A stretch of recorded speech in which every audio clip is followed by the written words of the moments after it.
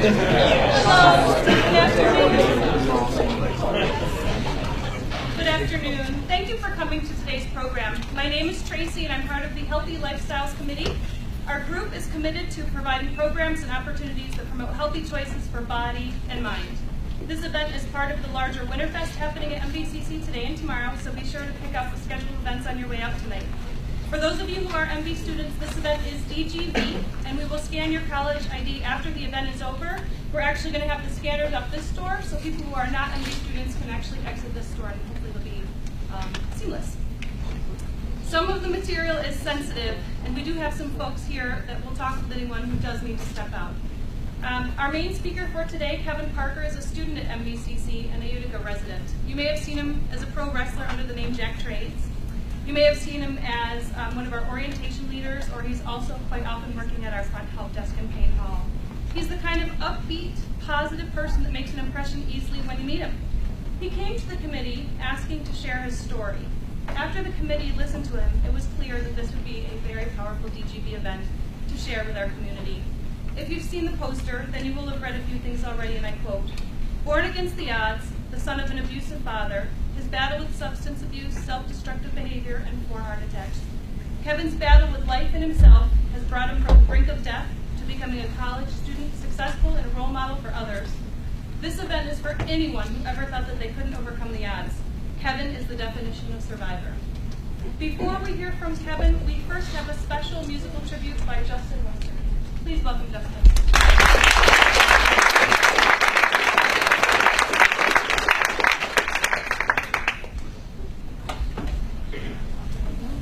No, my last name is not Mustard. Yeah. Depends on who you are, I guess.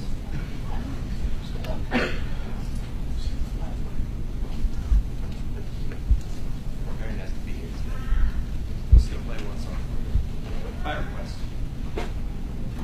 Yeah, yeah.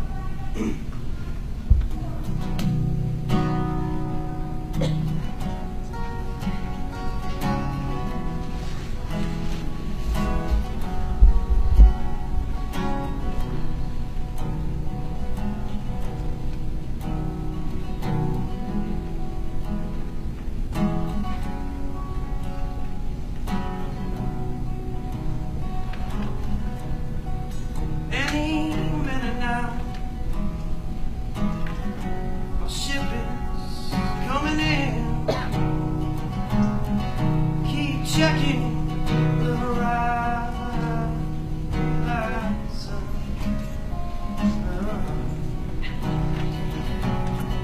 Now stand on the bow, feel the waves come crashing.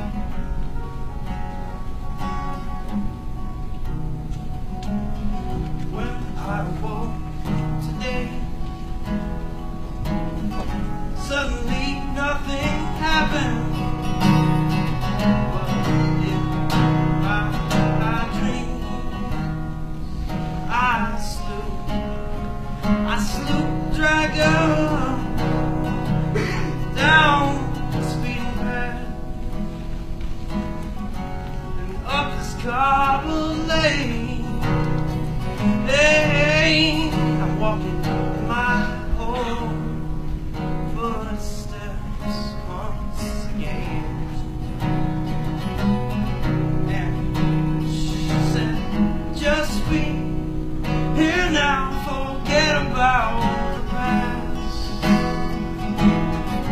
The mask is wearing thin.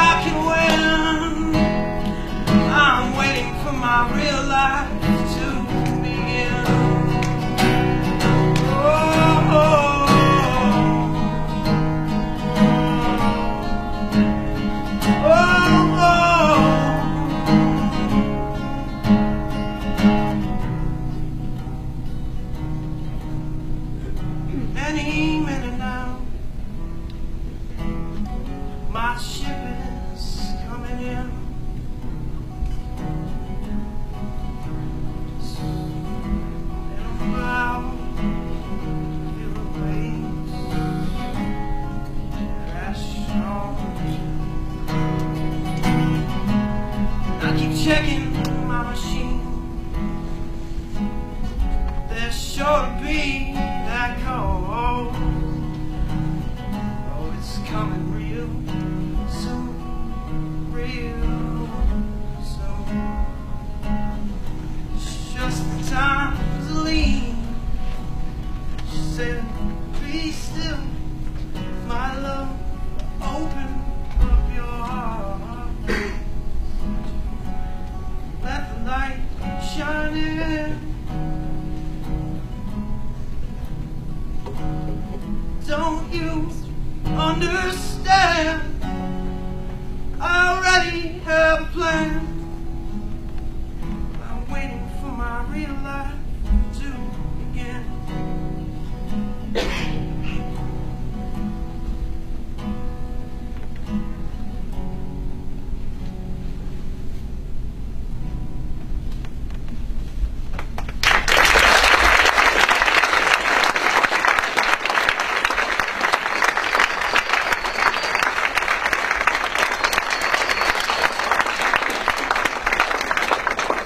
Ladies and gentlemen, Kevin Park.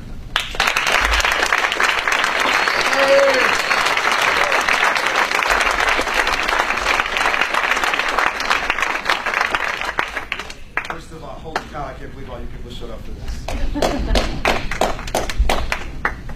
First of all, I'd like to say it's taken 48 years to get here, and it's been one hell of a ride. I want to say today is a great day because I intend to share a special moment with you. Not only am I here to talk about myself, I'm here to talk about other people as well, and how I came to be the successful student at MVCC, which to me is kind of funny because nobody in their right mind would ever believe that I could go to college, much less be able to graduate from college. But like great stories, mine starts at the beginning. I was born.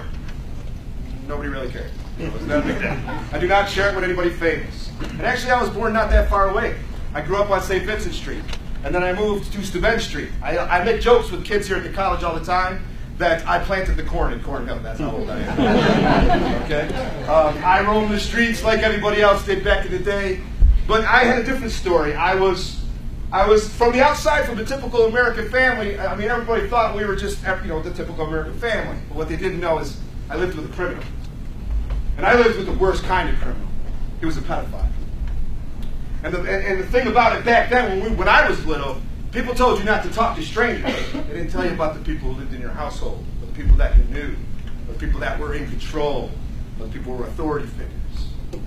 And not only was he the worst kind of criminal in the world, being a pedophile, but he was also my father. And of course I know this firsthand because I was probably one of his first victims. I wouldn't know because I was born. So from the outside looking in, I was born against the odds. I was born with a guy who was supposed to be my leader and show me how to become an upstanding citizen. And I was born with a guy who treated me like garbage and a piece of meat. And that kind of sets the tone. So from the get-go, I was self-destruction, very self-destructive, as you can imagine. When I was around 4th or 5th grade, I found something that gave me a perfect little escape.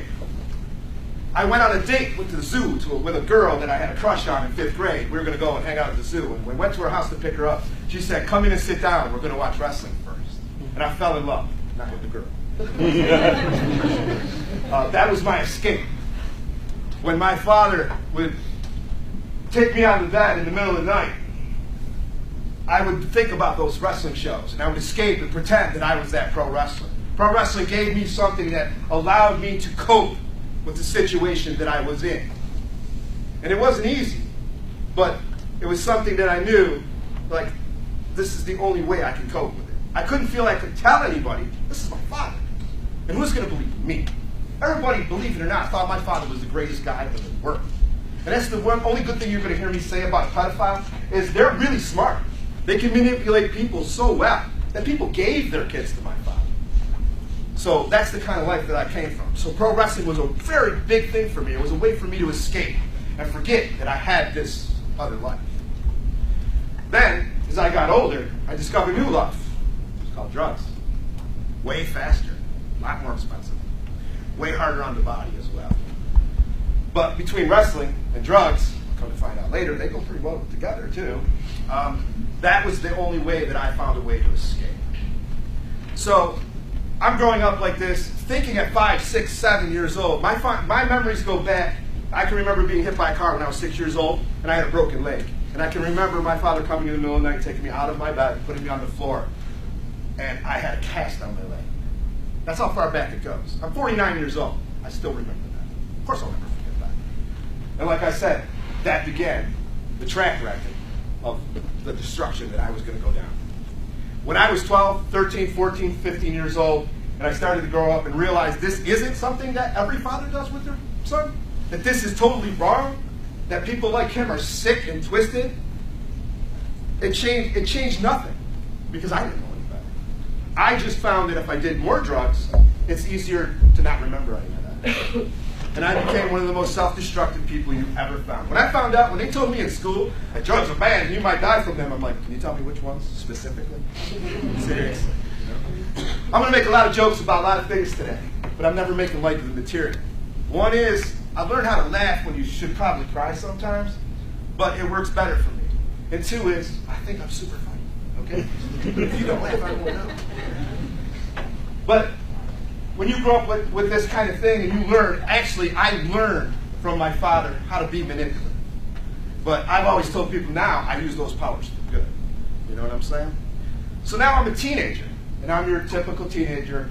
I'm rebellious, I'm hell-bent to die, and I'm a drug addict. Already at 15, 16 years old. I've already found that this is exactly how I want to be, unfortunately. And then I'm 22, 23 years old, and I still had contact with my father, but I had told my mother, she had made him move out of the house, and he was in a different kind of place. You know, I never let my children around him, obviously, and I was always leery of being too close or talking too close to my father. I always felt my father, even at 18, 19, 20 years old, that he felt he had something over me, and he probably did, to be honest with you, because I didn't come into my own for a few more years later. My father came to my house one day and he said, "Hey, I got this job at the church." And my first instinct is, really? They hired you? You know what I mean? And he says, "I need an assistant." And I'm like, really? You think they'll hire me? You know what I mean? So I got this job, and I'll be honest with you, I figured I'd last 6 months in a church, honestly. You know what I'm saying? My personality alone, I don't think I'm going to last long in this job. I like money. I'll take it, you know? A year later, they fired my father, and they wanted to make sure that I was going to stay. I ended up being there 6 years, okay? 2 months after they fired my father, I got a call from my boss, and he said, "State troopers are here. They want to talk to you about your father." 2 boys came forward at the church, and they're pressing charges. And I said, "Okay, when the police come, send it to me." I've got 20-something years of backlog history, everything that the cops would ever need. And all these years, I always wondered why my father would tell me some of the things he would do. I realized today was the day that I could use it against him, that I would get justification against that piece of crap. So I had an interview with the cops, and man, they were glad to see me. You know what I'm saying? I handed them a case that they just couldn't believe. Got to sit in front of a grand jury of 23 people and help convict my father.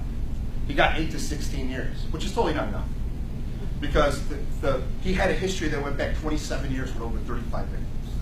Come to find out, I wasn't just one. And many of them came forward, but come to find out, the statute of limitations was only 7 years. Even my case of what happened with me would have never been something that they could prosecute. But see, remember, I had knowledge that nobody else had. I said to them, "You need to go talk to the ARC," because 6 months ago, when he quit the church, he went to go work for the ARC, and he was accused from the ARC for molesting a boy in a wheelchair. Now, right there, I know that already draws anger from people, because just the thought of that is outrageous. These cops didn't have any idea what I was talking about. 2 days later, they came back to me and they said, "Yeah, we got everything we need. We're going to have the kid in the wheelchair testify, and then we need you to come in and corroborate his story." Believe me, it took all of a half an hour to convict my father. Nobody was going to stand still. And that's the beautiful thing about pedophiles. Even the lowest common denominator, they're the worst. Even in prison, pedophiles are the lowest common denominator. So now I knew he's going to prison, exactly where he belongs. But now, my first name, my last name, Parker, and the job where I work is getting dragged through the headlines with his case. And that didn't sit well with me. And obviously, as you guys can tell, I'm kind of got to be real quiet. I do things a little bit differently than most people. So I told those guys, I will help you in everything, but at the end of all this, I want time with the Observer Dispatch because I want to relay my story. I'm an artist. I'm going to take this big pile of crap and I'm going to turn it into something that we can use and teach with. And the Child Advocacy Center is an amazing group of people. They were like, we don't have anything like that. And I said, of course you don't, because you just met me. I said, I got this, don't worry about it. And we started going out and doing speeches. When I hit the newspaper, it was a Sunday morning. And remember, I had to go to work that morning because I worked at a church. And when you wake up and you're on the front page of the paper, I didn't even get time to read it. I just went to work. I think my head is on this side right here, everybody. And I didn't know everybody loves the mullet, but yeah. But even that, black and yellow scarf, if you notice, okay? Because I know everybody always sees me on campus knows I'm black and yellow. But now my dad's in prison, and I feel pretty good about that. I feel pretty good that I helped put him there. And then now I'm with the Child Advocacy Center. And I got to be honest with you. Remember, I'm a self-destructive drug addict guy. I'm not the kind of guy that hangs out with cops. Okay? That just doesn't one of those things that happens. Okay? So when it's like 3 sheriffs and a psychologist are like, we're going to go speak in front of all these kids. They go, cop, oh, he's got to be the criminal, you know? And we went and we talked to all sorts of places. I used to make the joke, I can't afford therapy, so I'll come here and talk to you guys. It's $75 an hour for therapy. Thanks, guys. I owe you money. Right? But that's how I got it out. But I also felt that I was getting the story out and helping people. You know what I'm saying? And I really did. I am also responsible for 6 other kids coming forward over the time. I helped put 6 more people in there. 7 is my lucky number, and 7 pedophiles I helped put in prison. I'm super proud of them. You know? Now, I'm a self-destructive guy, but I'm still not healed. I'm 20-something years old, still don't know how to deal with this. Still being Kevin and outrageous, you know what I'm saying? And obviously, this takes a toll with anybody who is affiliated with Kevin. And my marriage obviously did not work out because I'm a horrible boyfriend, a horrible husband, and I was just not ready, and I don't think my ex-wife was ready for how I did things. It was a big shock to her as well. So I got divorced. And I was in my early 30s, and remember, when I was younger, the only thing I ever loved was wrestling. And now I'm in my 30s, and I'm a single parent. I've got my son, Justin, and I decide I'm going to do the most logical same thing with no training, no experience, no context. I'm going to go in the wrestling business. You know? I got to be honest with you. It worked out awesome. I was super, super lucky. A couple of things is, one, I'm full of crap, so I can talk my way in and out of anything, pretty much. And that's exactly what happened. I talked my way in. They didn't know me. I didn't know them. 10 years later, we were all great friends. I got to be honest with you, when I talk about my wrestling career, I do it with a smile. Because I was able to live my childhood dream, and not many people even get that opportunity, but I was able to live my childhood dream 10 times over. I had a bucket list, like this is what I want to do. It would be cool if we could just get to do that. We killed that in the first 3 years. And then it was another bucket list. I had 3 bucket lists that I went through in wrestling. We got to the point where it was like, there's nothing left to do. You know what I'm saying? I retired from pro wrestling December 20th, 2 months ago, after 10 strong years. And it was a bittersweet thing, but it was a sad thing. But I always love to tell this story. There were grown men weeping at our shows. They were so sad that 2CW was closing. And I was just seeing it as another chapter of my life. Now you would think that I get to be a pro wrestler and I get to live out my childhood dreams. I would straighten up, fly right, and be that upstanding citizen. No. No, not at all. No. You guys remember when bath salts came out? Somebody had to try them, right? Thank you for laughing at that joke, because nobody did last time. But I was that guy. I'm that guy. I'm known to be the party animal guy. And of course, I can't be killed, obviously. So I went into the head shop one day and I heard, you got this new legal stuff called bath salts and synthetics. Let me try them out. For the next 2 years, that is all I did. It got really, really dark, guys. I had 4 heart attacks in 2 years. Okay? I found out when you stop doing bath salts, you stop having heart attacks. Weird. But in that self-destructive, even though I got to be, my name was given to me in pro wrestling, and it's Jack Trades. People in campus call me Jack Trades. I'd be willing to bet you if you ask 10 of the students in this room, they know me as Jack Trades. Yep. Trades. Right? Yep, exactly. It's a funny thing, because the first time I heard the name, I'm like, Jack Trades. Kind of dumb. You know what I mean?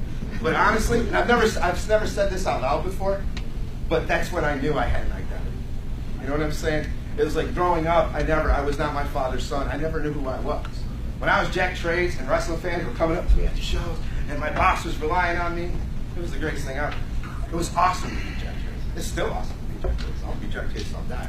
I would totally change my name. But here I am at the highlight of being able to be in the wrestling business and being able to be some type of role model or whatever, and I'm addicted to bath salts. Super, super bad. To the point where, like, I know now I can't stop. That I'm probably going to die. Now, when you start to think death is part of your equation, something's messed up. You know what I'm saying? Also, when you have a $100 line of credit at the head shop for drugs, something's really messed up. All right? When you walk in and they know you by name and give you drugs on the counter, say, come back tomorrow, it's fine. You've got a problem, you know? But I always thought, because I'm that guy, I can beat this. And then there was a point when everybody else knew, he's not going to beat it. He's probably going to die. My kids felt that way. Everybody felt that way. When you give up on yourself, that's how you know. It's over. And I just accepted that soon I'm going to die. And this is going to be what kills me. And a funny thing happened on the way to Jack's death. I got a Facebook request. And it was from my sister. I called her my sister because they were tighter. Her and her brother, we've known each other since third grade. And we were so tight that her brother lived in my parents' house longer than I did. He was like my mom's son that she really rounded. You know what I mean? He was the big. So I got a Facebook request from my sister Rhonda. And she's like, where the hell have you been for 20 years? Because I lost contact. Now Rhonda has no clue that I am addicted to drugs. She has no clue that I'm even in the wrestling business. You know? She's just like, where have you been? What have you been up to? I'd love to have coffee. And I'm like, hey, man, I'm going to die probably the next 6 months. I'm going to get this coffee in pretty soon. And I really missed Rhonda. And I talk to her brother like all the time, but it was, life happens sometimes. You know, she grew up, she had kids, she moved on, did what she had to do, and I did what I had to do, and we kind of lost track, you know. But I always kept in touch with her brother. Her brother, we actually gave him the name Jacques Trace. He was my diabolical French twins. He actually looks like a twist from the scary child related. But I've always called Bill. I call him Bill, but I call him Freedom because Bill is like a boy. But I always called Bill and Rhonda my brother and sister, you know.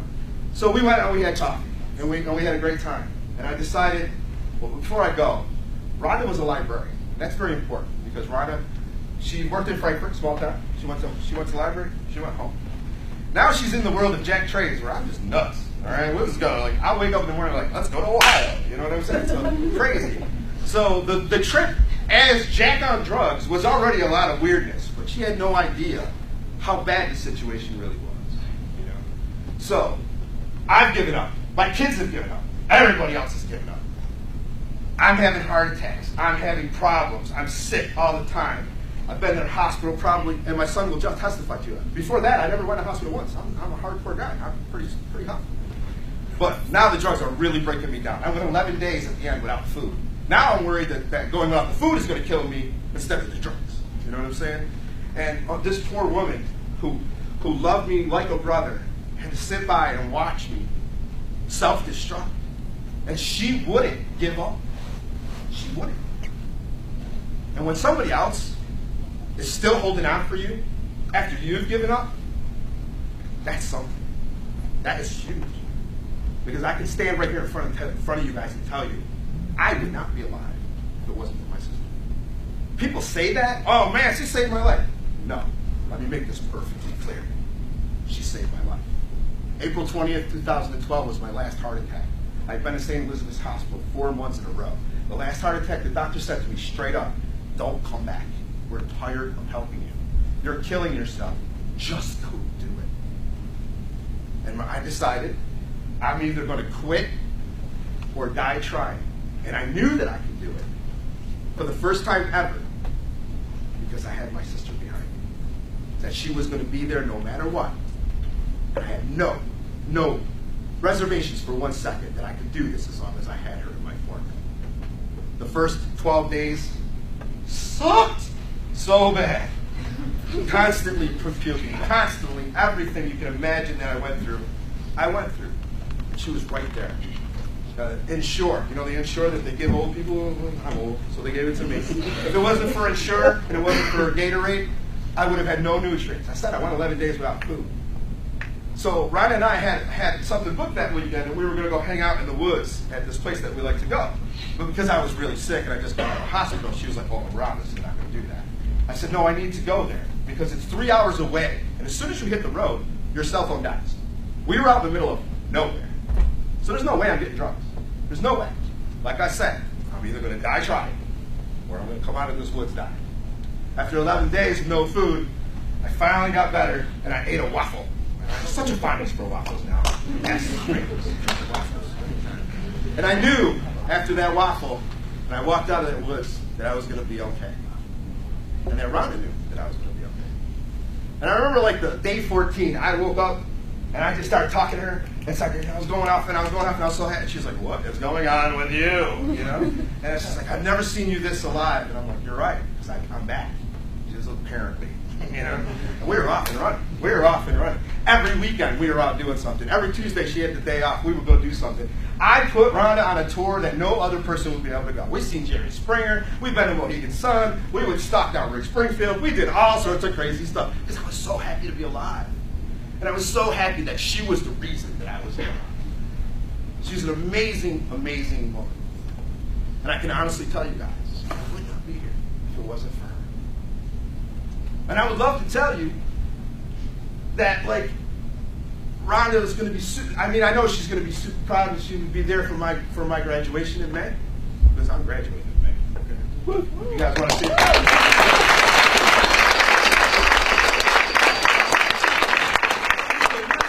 You ever saw, but I guarantee you I'm dancing across. Because one, no one would ever believe that I can graduate college, but two, I'm dancing across that stage, not just for me, for her. Because she deserves it. A year ago, exactly to the day, God needed a librarian. He took Rhonda from me. And being a drug addict, my first instinct is, we got to go out and destroy myself. Now, before that, I was just a simple student. I was just a guy who came to class and did what I had to do. But now, I knew that if I go off on this bender, not only will all the friends and everybody who supported me be disappointed in me, but that would be so disrespectful for what she has done. So instead, I became Mr. MDCC. How did that happen? I have no idea. Crazy, crazy story. And it's all about seizing opportunity and whatever. But before Rhonda passed, I said to her after a year of coming through rehab, I said to her, I really got to find something to do with my life. You know, I really got to find something like grow up and get a real job. And I didn't know what that was. And now I'm going to tell you the craziest story on how I ended up at MDCC. I was actually, we were going on all these crazy trips and doing all these crazy things. And a friend of ours from the college is like, we got this bus trip that we're doing for the school. And we're just going around the area, and I heard free lunch. And every time I heard free lunch, sign me up. So we went out on this little trip, and it was Carolyn Dijon who actually worked here. She'll tell us about the trip. That's right. We went all over. We went to a place called Vita Tiffany. And they were like, hey man, if you can weld and you're creative, we'll give you a job. And I'm like, I don't even know what a welder is. You know what I'm saying? But I said, geez, I'd love to be in a job like this. I got to learn how to weld. Talking to a few people, they said, MDCC's got a welding program. Now I'm in a locker room at 2CW show, and I'm talking to one of the baddest wrestlers ever, the evil Ben Hameen. Yalla. And he said, you didn't have to give him that much credit. Yes, you do. No. But Ben says to me, he goes, so what are you going to do now? You know, you're clean, and you probably should go do something. I said, well, I want to go to college. He goes, hey, I work at MD. Come on by. I went, are you kidding me? Like this is like the perfect setup. So Ben, being me though, being the guy who wants to sabotage everything, I waited to the day before classes. And I figure if I walk in the day before classes, they're gonna be like, sorry, I gotta come back in January. I'm like, okay, cool, later. 15 more. Me and Ron are going on trips. See you guys later, you know? What came in? Ben brought me to Dan Iano, the young man over there. Dan Iano said, we got this. 2 hours later, here's your ID, here's your books. See you tomorrow. Shit. Jerry Springer, too. The next day I started college. I went to go get my books. Rhonda stood in line for an hour and a half. She'd been through this before. Her kids went in. So she knew everything that I needed to know. You know what I'm saying? Also, who stands in line with you for an hour and a half to get books? That told you she's committed. You know what I'm saying? But she was there for the beginning of it. She said to me, she goes, if you keep this up, you're going to be on the president's list one day. And I was like, what the hell is that? And she's like, oh, that's an academic thing, and it's awesome. And I'm like, I don't care about that. And she said, I do. I just never forgot that. 2 months after Rhonda passed, I got the President's Award in the mail. That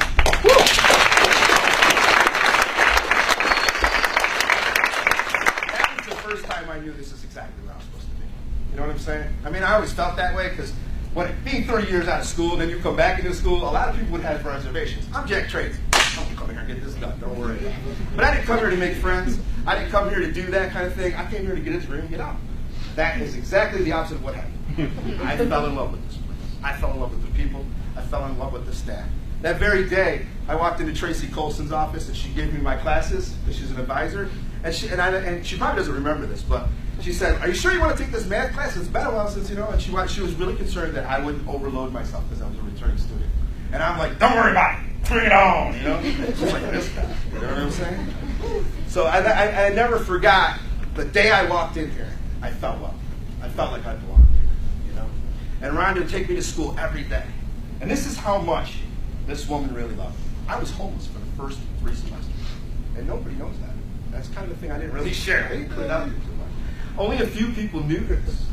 And she risked her job. She worked in the library. That's where I slept. She would open it up for me and let me sleep there at night, pick me up in the morning and take me to school. She risked her job, and she risked a lot of stress just to make sure I was okay. So when I lost Rhonda, I'm making sure that I do right by her. You know what I'm saying? So today, as I stand in front of you, I not only got the President's Award, I was just nominated for the Chancellor's Award.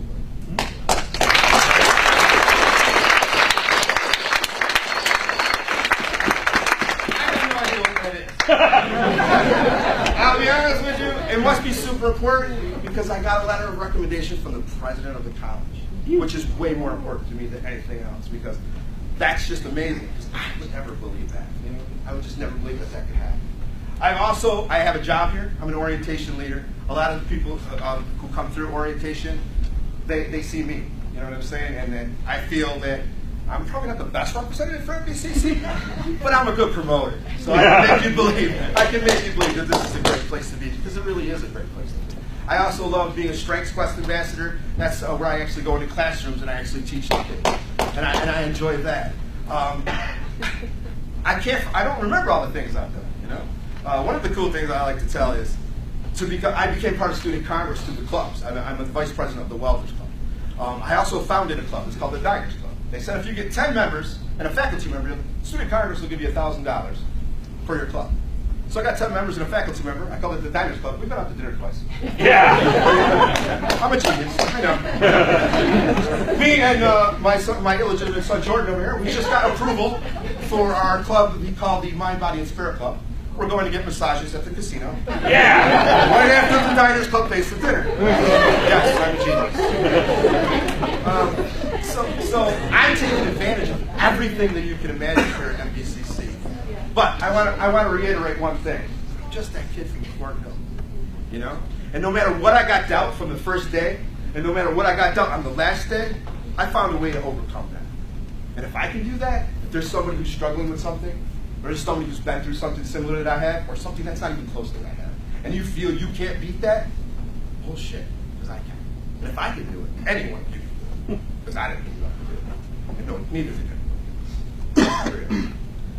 So my underlying message today is a couple of different things. Obviously, people who are abused obviously would have problems, and some of them never get over that. I call myself a world champion survivor. One, because I'm super egotistical. And I just wouldn't settle on being a survivor. You know what I'm saying? And there's a big difference because for many, many, many years, I was a victim. And the only difference is mentality. To this day, I will never give my father a victory. If I thought my father would gloat on something that I would do, like if I was a drug addict and dying, he would gloat on that. But look, I'm not going to do that. I'm going to go be the college student. Just hearing that is weird. The other day, I applied for graduation, and I thought to myself, this would piss him off. You know what I'm saying? I was like, too bad I didn't have a way to show him. You know what I'm saying? But my underlying message of all of this is, I'm a survivor, and I'm a world champion survivor, but it's not a title that I'm the only one that holds. I share that with anybody who is trying to get over something, that they're battling with something, or something that they feel they can't get over. I know that you can.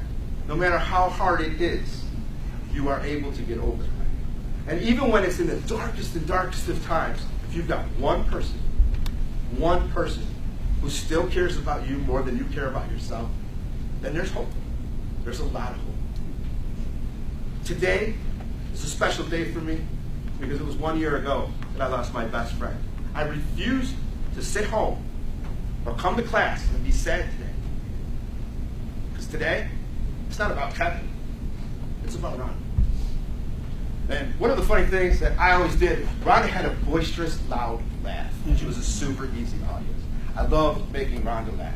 If I could get her to hyperventilate and pull over because she thought she was going to pass out, that was a good day for me. You know what I'm saying? I almost got her to wet her pants once. But we always made jokes. I always made all sorts of fun with Rhonda. No matter what it was, every little thing was fun with her. And I want to share my story about going to Moe's. You'll get it in a minute. But Rhonda was very plain as well. We would go into Moe's, and all she wanted was a taco shell with taco meat. That's it. Jack Drake is like, put it all on there, make it this big, give me that, But Rhonda only wanted that, and that's all she ever wanted. So, of course, being the guy that I am, I dubbed that the Rhonda Taquerito. Okay? Everybody say it with me. Rhonda Taquerito. Rhonda Taquerito. She would have loved that. Okay? Thank you so much. I'm going to make 100 people say this today. It's the stupidest little thing, but that always reminded me. Every time I drive by Moe's, I think of Rhonda Taquerito. And today, I dub it National Rhonda Taquerito Day. What that means is if there's one person in your life, if there's one person that you care about, if there's one person that has been by you, even in the darkest of times, when you said to yourself, why is this person still here? Go buy him a Moe's taco right now and hug that person. Because I wouldn't be here if I didn't have Rhonda, and I'm sure that everybody here has somebody that's important to them in their life. And you could be the next success story. Because I'm just some kid from Fort Hill. You know what I'm saying? And when I say Rhonda Taquerito, it not only makes me smile, but I feel like it's a moment that we'll all share. You'll remember the Rhonda Taquerito. That was weird, but you'll remember. And all I wanted to do today was a couple of things. I wanted to share my story. I wanted to let you know that you could drop out of school 30 years ago, come back and kick the college's butt. All right? And this is my house. Okay? And that if you're struggling with anything, honestly, if it's drugs, if it's abuse, if it's torture, if it's anything that's happened to you in your life that you feel that is holding you back from being all that you can be, find a way to get around it. Because life is awesome.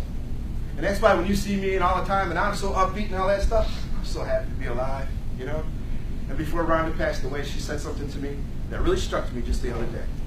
She said, Kevin, I've done all I can for you now. I'm leaving you in good hands. And I was like, what is she talking about? I didn't realize it was going to take 5,000 students, 100 staff, and all you guys to replace Rhonda. Sounds about right. But if you're as lucky as I am, and you get to the opportunity to change your life for the better, please do it. Because believe me, the results are awesome. I think that's all I got to say. I'm going to give the floor to Melissa from the YWCA. I need 5 minutes to go reset, but I will say goodbye to everybody afterwards. I do appreciate everybody for being here. Before we go, I have one last thing I would like to do. Tracy Colson, I would like credit for this DGB.